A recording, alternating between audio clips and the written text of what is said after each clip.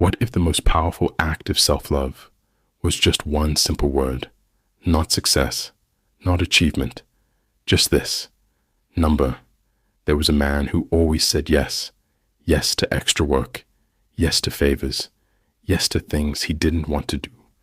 People called him kind, reliable, even selfless. But behind that polite smile, something heavy was growing.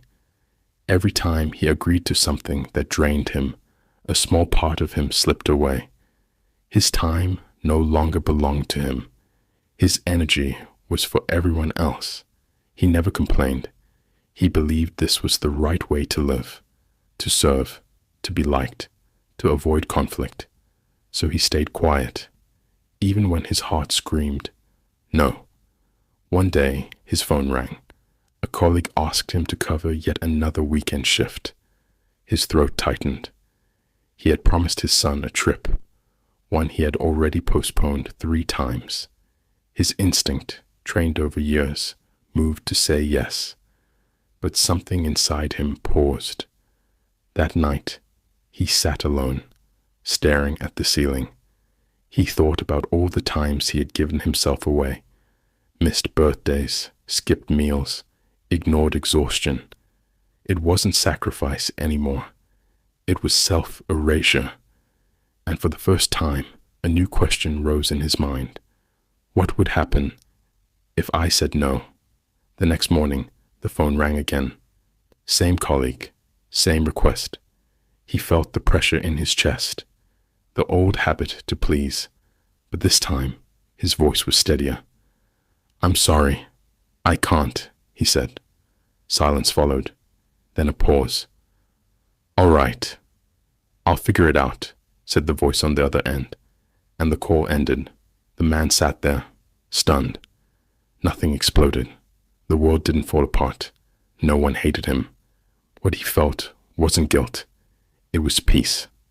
A kind of peace he hadn't felt in years. That one small no didn't just protect his time. It reclaimed a part of his life. As the days passed, he began to notice how often people asked him to do things they could do themselves. He also noticed how quickly he used to say yes, even when it cost him his sleep, his energy, or his joy. Saying no didn't make him rude. It made him honest. He started small, declining meetings he didn't need to attend, setting gentle boundaries at home, leaving events early when he felt drained. At first, people were surprised. A few were even upset, but over time, they adjusted. What changed wasn't the world. It was the way he showed up in it, as himself. He began spending time on things that fed his spirit. Morning walks, music again, real conversations without checking the clock. His son laughed more around him. His eyes no longer looked tired in the mirror. Saying no made space for his real yeses, to family, to rest, to silence. He hadn't lost people by saying no. He had only lost the illusion that pleasing everyone would bring him peace. The truth was simpler. Peace wasn't about being available to everyone. It was about finally being available to himself. One evening, as the sun dipped low, the man sat alone on his porch. He thought back to the years spent bending for approval and how quiet his own voice had become in the process. But now, he could hear it again, steady, clear, his own. Saying no hadn't made him selfish. It made him whole.